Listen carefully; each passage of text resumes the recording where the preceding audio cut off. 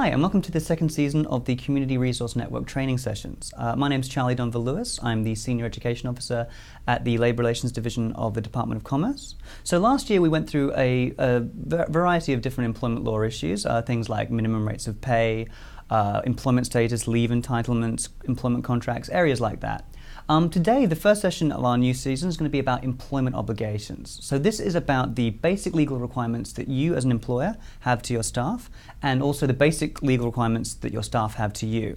So it's basically stuff that is outside of the award system, it's outside of the different jurisdictions, it's employment law basics, it's the very basic stuff. The first thing we're going to look at is different things to do with the issue of pay. So firstly, this is award minimums. That's the basic area that we've talked about before. Awards are the legal documents that set out the minimum rates of pay for different industries. And obviously the first thing to be aware of with pay is what that minimum rate of pay is, and therefore what you've got to do with regards to that. But you've also got to be aware of over-award payments. So this is stuff that you're paying that's above the legal minimums. For example, if you're providing extra resources like, for example, a car or a phone, these things now become part of the employment contract. Therefore, if they're taken away, an employee can make a claim for what's called a denial of contractual benefit. They can argue that those extra payments were part of the reason they accepted the job in the first place. And if they're taken away, that can be considered a breach of that contract. So that's one area to be aware of. There are other areas in terms of pay to be aware of, and these are the requirement to pay an employee for every hour that they're required to work, and also the fact that you cannot make unauthorized deductions. Firstly, payment for every hour. That sounds basic, but it means that basically, if an employee is required to be at work, doing work for you, they have to be paid for that time. Someone can't be required to come in early before their shift starts and not be paid for that time that they're at work. Unauthorized deductions means that someone has money taken out of their final pay without their written consent. We often find this happens in, say, the hospitality industry. A staff member may break a plate or something like that, and then they are having the amount that cost the employer taken out of their final pay. That's actually illegal unless they've made a written request for that to happen, and that has been agreed to in writing. That cannot be done to an employee. Let's look at one of the areas where payment for every hour has gone wrong, where someone has not been paid for every hour, and this is how bad it can get. We have a situation where there was a jewelry store. It was a large chain jewelry store, and essentially they were getting employees to come in half an hour early before their shift started to set up all the displays, and then they were required to stay half an hour late to close the shop up. They weren't being paid for that hour, but then the shop changed hands, the ownership changed, and they started paying the employees for that time. One employee checked on that. They weren't sure that they were being paid the right amount. They were told that this is the legal requirement and that they actually weren't being overpaid, that they had to be paid for that extra hour.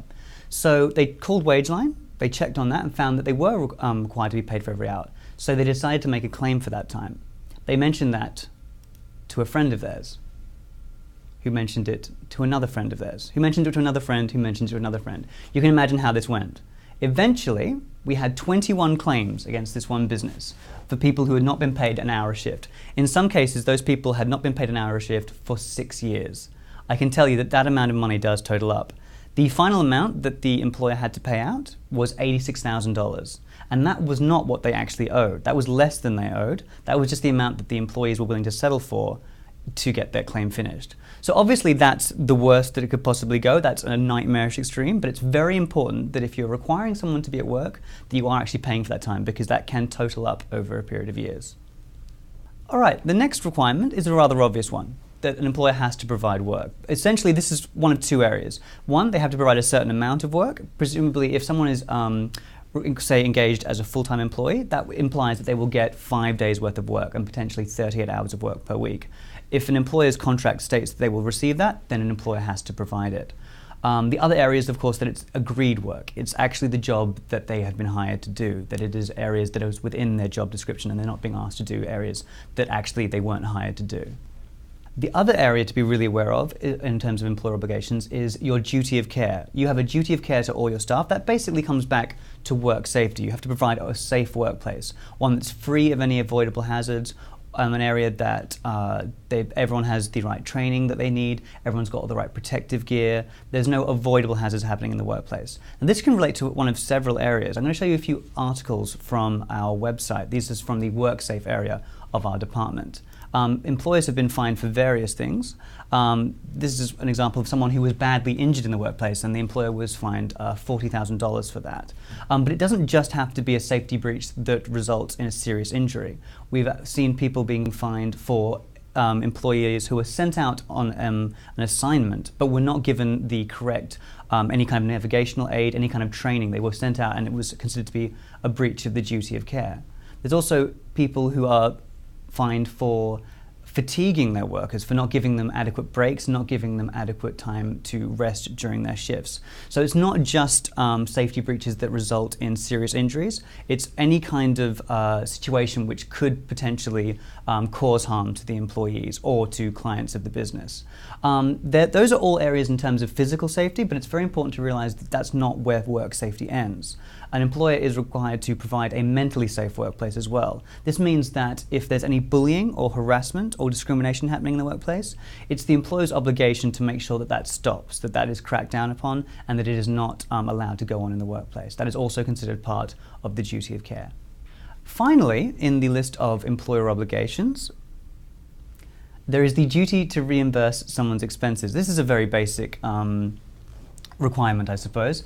If an employee is given any kind of task that requires them to spend any money in the course of their job, it's the employer's obligation to reimburse those costs. An employee should not have to spend any kind of money of their own as part of their job. That's a very basic requirement. Well, now, that's the end of the employer obligations section of the presentation. I'll just mention now that if you do have any questions regarding any of these areas, please do feel free to email us. The email address is westlink@rdl.wa.gov.au. If you have any questions regarding this presentation or any of the other presentations that I do, please do feel free to email that address and I will get in contact with you. All right, now let's look at the flip side. This is the employee's duties to their employer, the basic requirements that an employee has to fulfill as part of their role. First is duty to account for any money that they receive. This is essentially the flip side of the employer's requirement to reimburse expenses. If an employee is given any kind of money by the employer to buy, say, equipment or supplies for the workplace, it is their legal requirement to account for that money. That means that they basically can prove that they did with the money what they were required to do. They keep all the receipts, they keep all the change, they make sure that they can account for every dollar that they were given by the employer. Another area is the requirement to exercise reasonable skill and care. This is basically the flip side of the employer's requirement to provide a safe workplace. An employee is required to follow all the right safety procedures. They're required to wear any protective gear that they need. They're required to do any training that they're required to do by the employer, and not to create any hazards for themselves or for their co-workers. That is their requirement as an employee to maintain a safe workplace. Also, obviously, that covers the mental side of things as well. They have to make sure that they're obviously not bullying or harassing any of their colleagues.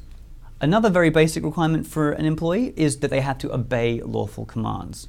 This really means that if an employee is asked to do something by their employer that's within their job description, it's within their training, and it's related to the work that the business does, essentially the employee is required to do that. That is not something that they can refuse to do. They are able to refuse unlawful commands. For example, if someone is required to do something that they feel is unsafe, an employee is allowed to refuse that work. But if it's a lawful command and it's within their job, then they are required to follow that command.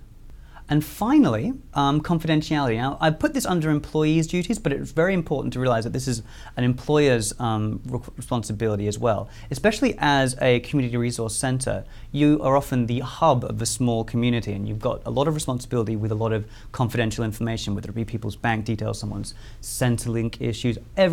Job interviews can be often conducted on community resource center property. It's very important that all that information is kept completely confidential.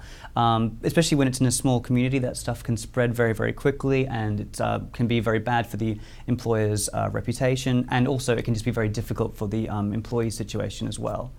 So that basically covers it in terms of employer and employee requirements in the workplace. As I say, if you have any queries about this session, please do feel free to email us at westlink@rdl.wa.gov.au. In the meantime, I'll just tell you a bit about WageLine. WageLine is a free, confidential, and unbiased service. I really do recommend that you call WageLine if you've got a specific query you want to go through. It's free, it's confidential, and it's unbiased. You won't be in any trouble. You won't. A lot of people worry about calling places like WageLine because they feel that they might, I suppose, confess to some sort of wrongdoing that they weren't aware that they were doing. But that's not the case. If you call WageLine and get some advice, it's going to stay between you and the person that you talk to, and you can move on from there. And you won't always get good news. You won't always get the answer that you want, but you will at least know where you stand and you can move on from there.